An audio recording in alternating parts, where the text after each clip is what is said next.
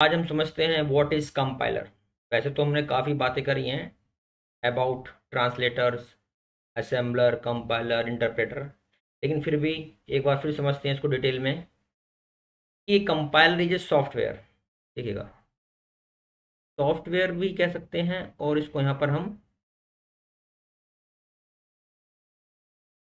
Programme या कह सकते हैं कि एप्लीकेशन। ठीक है, ये एक प्रोग्राम भी है और क्या है, एप्लीकेशन कह सकते हैं। That reads the program which is written in high level language. ये हम जानते ही हैं हाई लेवल लैंग्वेज क्या होती है हमारी। और जो हाई लेवल लैंग्वेज का जो कोड होता है वो हमारा कैसा होता है, इंग्लिश बेस्ड अल्फाबेट्स। ठीक, अल्फाबेट। इसीलिए ये कैसी लैंग्वेज होती है हमारी, यूजर फ्रेंडली। राइट, ये हम पढ़ चुके हैं पहले भी।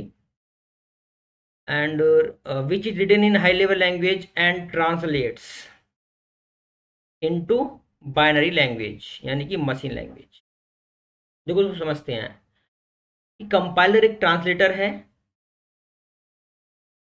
ठीक है, कंपाइलर एक ट्रांसलेटर प्रोग्राम है जो हाई लेवल लैंग्वेज को यह कह सकते हैं कि हाई लेवल लैंग्वेज में लिखे गए प्रोग्राम को कंप्यूटर की भाषा में, यानी कि मशीन भाषा कह सकते हैं, जिसको हम बाइनरी भाषा में बदल देता है।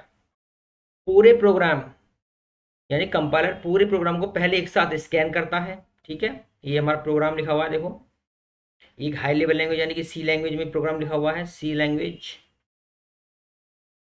तो क्या करता है कि एक ही बार में स्कैन या कह सकते हैं कि रीड करता है, और कोई एरर नहीं है प्रोग्राम में तो पूरे प्रोग्राम को मशीन भाषा में बदल देता है। यदि नो एरर, ठीक है, तो क्या करेगा कि पूरे प्रोग्राम को, यानी कि ये क्या है हमारा, ये मशीन कोड होता है हमारा, इसको मशीन कोड में कन्वर्ट कर देता है। ठीक है, इसको देखो एक बार समझ लेते हैं कि जो कंपाइलेशन है, कंपाइलेशन जो प्रोसेस है वो ये है कि कंपाइलेशन एक प्रोसेस है जो सोर्स कोड को ऑब्जेक्ट कोड में कन्वर्ट करता है। ठीक है, कंपाइलर चेक करता है कि सोर्स कोड, यानी कि ये हमारा, ये क्या है हमारा, ये सोर्स कोड है भाई, सोर्स कोड। इसको क्या करता है, वो कन्वर्ट करता है। यदि कुछ सिंटैक्स एरर या इश्यूज आ रहे हैं, या फिर कह सकते हैं कि प्रोग्राम का जो स्ट्रक्चर है उसको क्या करता है, वो रेक्टिफाई करता है। क्या करता है, रेक्टिफाई करता है, या कह सकते हैं कि चेक करता है। और यदि कोई एरर है तो उसको एरर को शो करता है। ठीक है, इसको देखो ऐसे भी समझ सकते हैं कि जो कंपाइलर है, देखो सी क्या है, हम पढ़ चुके हैं कि C is a platform dependent language है। ठीक है, ये हमें पता ही है। तो इसीलिए जो कंपाइलर होंगे वो डिफरेंट डिफरेंट होंगे, डिफरेंट डिफरेंट ऑपरेटिंग सिस्टम के लिए। ठीक है, जैसे कि माइक्रोसॉफ्ट, जो विंडोज होती है हमारे पास,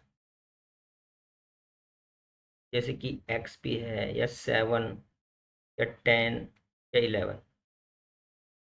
ठीक है, 11। यदि हम हिस्ट्री की बात करें तो और भी होती हैं, विस्टा भी है, डिफरेंट डिफरेंट है। तो इसके लिए जो कंपाइलर होगा वो होगा हमारा टर्बो, टर्बो सी। इसी प्रकार हम बात करें अदर ऑपरेटिंग सिस्टम की, जैसे कि मैक है, तो मैक के लिए जो कंपाइलर है वो है x box, x box compiler. इसी प्रकार जैसे कि लिनिक्स है, लिनिक्स, यूनिक्स, ये मोर सिक्योर हमारे ऑपरेटिंग सिस्टम है। यूनिक्स के लिए जो बताया है इन्होंने वो है जीसीसी कंपाइलर।